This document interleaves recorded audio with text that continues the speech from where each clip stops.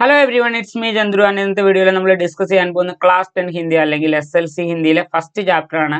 ഹിഡ്കി എന്നാണ് പേര്. അപ്പോൾ ഇതൊരു ലഘുകഥയാണ്. അപ്പോൾ ഇതിൽ എക്സാം ബേസ്ഡ് ആയിട്ട് നമ്മൾ ജസ്റ്റ് ഒന്ന് റിവൈസ് ചെയ്യുന്നു, അല്ലെങ്കിൽ ഇമ്പോർട്ടൻ്റ് ആയിട്ട് വരുന്ന ക്വസ്റ്റ്യൻസ് ഡിസ്കസ് ചെയ്യുന്നു, അതുപോലെ തന്നെ വൺ വേർഡ്സ് നോക്കുന്നു. അതൊക്കെയാണ് ഇന്നത്തെ വീഡിയോയിൽ നോക്കാനായിട്ട് പോകുന്നത്. അത് ഏകദേശം ഒരു 10 മിനിറ്റ് വീഡിയോയിൽ നമ്മൾ ഈ ഒരു ചാപ്റ്ററുമായിട്ട് ബന്ധപ്പെട്ട എൻ്റയർ പോയിന്റ്സ് നമ്മൾ കവർ ചെയ്യാനായിട്ട് നോക്കും. ഓക്കെ, അപ്പോൾ നമ്മൾ ഫസ്റ്റ് പോയിന്റിൽ നിന്ന് തന്നെ തുടങ്ങാം.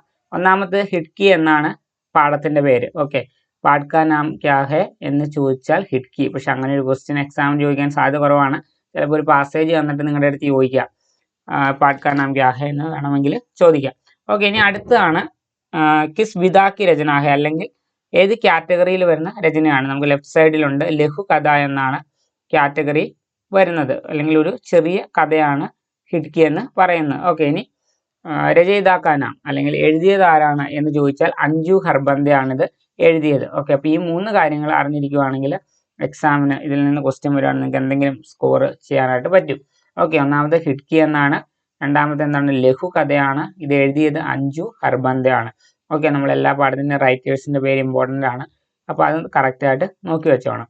ഓക്കെ, നമ്മൾ ഇതിലേക്ക് നോക്കുമ്പോൾ തന്നെ ഫസ്റ്റ് പിക്ചർ തന്നെ അറിയാം, നമുക്കൊരു ട്രെയിൻ യാത്രയായിട്ട് ബന്ധപ്പെട്ട കാര്യങ്ങളാണ് നമുക്ക് ഈ ഒരു പാഠത്തിനകത്ത് എൻ്റയർ നമുക്ക് നോക്കാനായിട്ട് ഉള്ളത്. ഓക്കെ, അല്ലെങ്കിൽ ഈ പാഠത്തിൽ പറഞ്ഞിരിക്കുന്ന ഒരു ട്രെയിൻ യാത്രയെ കുറിച്ചാണ്. അപ്പോൾ നമുക്ക് ഫസ്റ്റ് വൺ വേർഡിലേക്ക് തന്നെ പോകാം. ഹോഷിയാർപൂർ സെ ഷാദി കാ ബുലാവ ആയാത, കഹാ സെ ഷാദി കാ ബുലാവ ആയാത. അപ്പം കല്യാണത്തിനുള്ള ക്ഷണം കിട്ടിയത് എവിടെ നിന്നാണ് എന്നൊരു ക്വസ്റ്റ്യൻ വരുവാണെങ്കിൽ അതിൻ്റെ ആൻസർ ആണ് ഹോഷിയാർപൂർ. ഇതാണ് ആ സ്ഥലത്തിൻ്റെ പേര്. ഇവിടെ നിന്നാണ് ഒരു കല്യാണത്തിനുള്ള ക്ഷണം കിട്ടിയത്. ഞാനിപ്പോൾ ഇത് മൊത്തം എക്സ്പ്ലെയിൻ ചെയ്ത് പറയില്ല, കാരണം നമ്മളങ്ങനെ ചെയ്തതാണ്. ഒരു എക്സാം പോയിന്റ് ഓഫ് വ്യൂവിൽ വരുന്ന ഇമ്പോർട്ടൻറ്റ് പോയിന്റ്സ് മാത്രമേ നോക്കുന്നുള്ളൂ. ഇനി അവരെങ്ങനെയാണ് പോകാനായിട്ട് തീരുമാനിച്ചത്? അപ്പോൾ അതിൻ്റെ ആൻസർ ആണ് ട്രെയിൻ സെ ജാന തയ് ഹുവ. ഇതൊക്കെ നിങ്ങൾക്ക് വൺ വേർഡ് ആയിട്ട് ചോദിക്കാം. അപ്പോൾ അവരെന്താണ് എങ്ങനെ പോകാനാണ് തീരുമാനിച്ചതെന്ന് ചോദിച്ചാൽ ട്രെയിനിൽ പോകാനാണ് അവർ തീരുമാനിച്ചത്.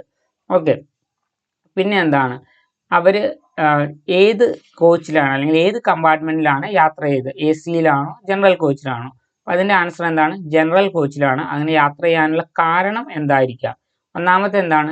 സർദി ആനെ ലഗി, തണുപ്പ് കാലമായിരുന്നു. അതുപോലെ തന്നെ പിന്നെ നമ്മൾ പറയുകയാണെങ്കിൽ general coach K Bare may ജാനനെ K ലിയെ, അല്ലെങ്കിൽ അതിനെക്കുറിച്ച് മനസ്സിലാക്കാനും കൂടിയാണ്, അല്ലെങ്കിൽ അവിടെ എന്തൊക്കെ കാഴ്ചകളുണ്ട് അതൊക്കെ അറിയാനും കൂടിയാണ് ജനറൽ കോച്ചിൽ യാത്ര ചെയ്യാമെന്ന് അങ്ങനെ തീരുമാനിച്ചത്. അപ്പോൾ എന്താണ്? BB ബച്ചെ, അല്ലെങ്കിൽ അദ്ദേഹത്തിൻ്റെ നമ്മുടെ മെയിൻ ക്യാരക്ടറായിട്ട് വരുന്നത് പതിയുണ്ട്, പത്നിയുണ്ട്.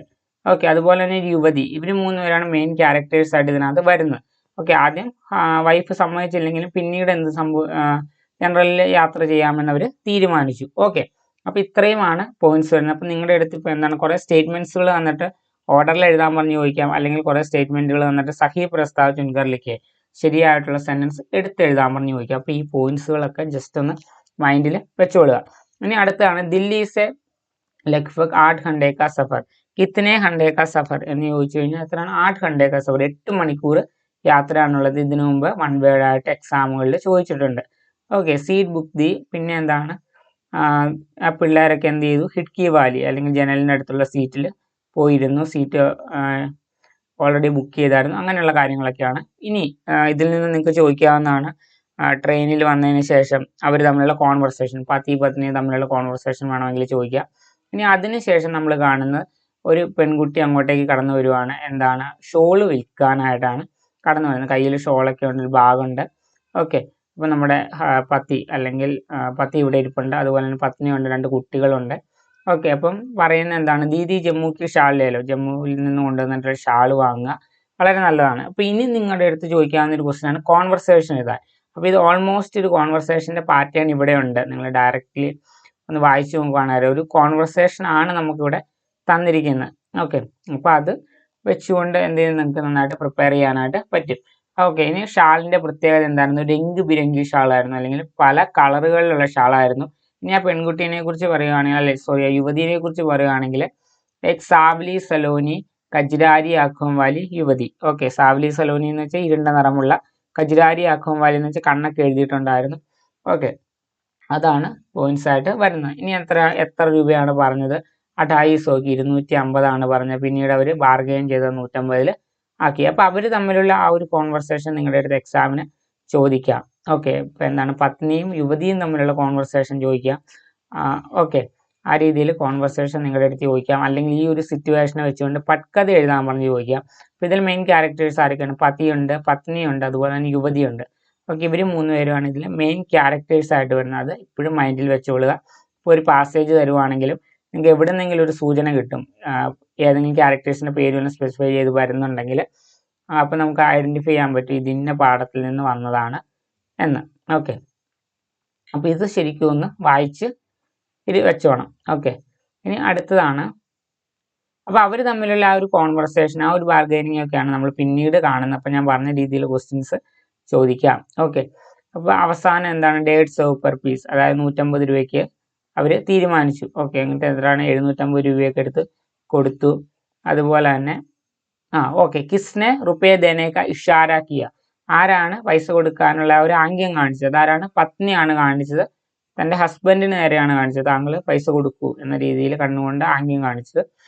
ഓക്കെ, അപ്പം അതൊരു ഇമ്പോർട്ടൻറ്റ് പോയിന്റ് ആണ്. ഒരു 1 വേർഡ് ആയിട്ട് നിങ്ങളുടെ അടുത്ത് വേണമെങ്കിൽ ചോദിക്കാം.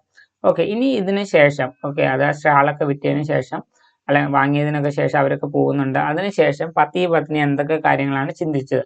അപ്പം പത്നി ആലോചിച്ച കാര്യം ഇതാണ്, അല്ലെങ്കിൽ പുള്ളിക്കാരി സംസാരിച്ചത് എന്താണ്? കുറച്ചുകൂടി ബാർഗെയിൻ ചെയ്യുകയായിരുന്നെങ്കിൽ കുറച്ചുകൂടി വില കുറച്ച് കിട്ടിയാണ്. കാരണം കുറച്ച് വില കുറഞ്ഞ് 150 രൂപയ്ക്ക് കിട്ടി, കുറച്ചുകൂടി ബാർഗെയിൻ ചെയ്താൽ വീണ്ടും കുറഞ്ഞ് കിട്ടിയേനെ എന്ന് പറഞ്ഞ് ചിന്തിച്ചിരുന്നു. പക്ഷെ ഹസ്ബൻഡ് വിചാരിച്ചത് എന്താണ്? അതീത് കെ ബാരേം, അല്ലെങ്കിൽ തൻ്റെ കഴിഞ്ഞു പോയ കാലത്തെക്കുറിച്ചാണ് ചിന്തിച്ചത്. കാരണം അദ്ദേഹത്തിൻ്റെ അച്ഛനും റെയിൽ ഗാഡിയിൽ ഇങ്ങനെ സാധനങ്ങൾ കൊണ്ടുവന്ന് വിൽക്കുകയായിരുന്നു. ഓക്കെ, അപ്പോൾ അദ്ദേഹത്തിൻ്റെ കണ്ണുകളിലുള്ള കണ്ണുനീരാണ് ഇന്ന് ആ യുവതിയുടെ കണ്ണുകളിലും ഉണ്ടായിരുന്നതായിട്ട് നമ്മുടെ പതിക്ക് തോന്നി. ഓക്കെ, അപ്പോൾ ഇതാണ് നമ്മുടെ ആ ഒരു സമ്മറി എന്ന് പറയുന്നത്, അല്ലെങ്കിൽ മെയിൻ ആയിട്ടുള്ള 1 വേർഡുകളും വരാവുന്ന ക്വസ്റ്റ്യൻസും ഒക്കെയാണ് ഞാൻ പറഞ്ഞത്. ഓക്കെ, അപ്പോൾ നമ്മൾ ഇത്രയും നോക്കിയപ്പോൾ ഇതിൽ നിന്ന് എന്താണ് ഈ പറഞ്ഞ രീതിയിൽ ക്വസ്റ്റ്യൻസ് വരാം. അപ്പം ഹിഡ്കി എന്ന് പറയുന്ന പാഠമാണെങ്കിൽ പതിയുണ്ട്, പത്നിയുണ്ട്, യുവതിയുണ്ട്. ഇവർ 3 പേരാണ് മെയിൻ ക്യാരക്ടേഴ്സ് ആയിട്ട് വരുന്നത്. ഷോള് വിൽക്കാനായിട്ടാണ് യുവതി അങ്ങോട്ടേക്ക് വരുന്നത്. അവർ തമ്മിലുള്ള ബാർഗൈനിങ് നിങ്ങൾക്ക് വാർത്താലാപമായിട്ട് അല്ലെങ്കിൽ ഒരു ബാത്ചീത്തായിട്ട് ക്വസ്റ്റ്യൻ വരാവുന്നതാണ്. ഓക്കെ, അപ്പോൾ നമ്മൾ ഇതിൻ്റെ ടെക്സ്റ്റ് ബുക്ക് ആക്ടിവിറ്റീസ് നോക്കിക്കഴിഞ്ഞാലും അറിയാം, ഇതിനകത്ത് പട്കഥ മിക്കവാറും ചോദിക്കാറുണ്ട്. ഗ്രാമർ പോർഷൻസ് ഉണ്ട്, പക്ഷെ അതിൽ കൂടുതൽ പട്കഥ ഒരു ഇമ്പോർട്ടൻ്റ് ആയിട്ടുള്ള ക്വസ്റ്റ്യൻ ആണ്.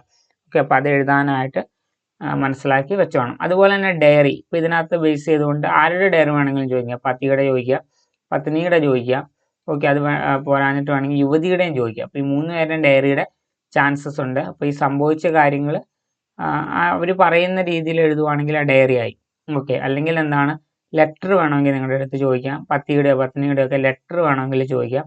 അപ്പോൾ അതിന് ഈ ഒരു പാഠത്തിൻ്റെ സമ്മറി ആയിട്ട് കുറച്ച് സെൻറ്റൻസുകൾ പഠിച്ചു വയ്ക്കുക.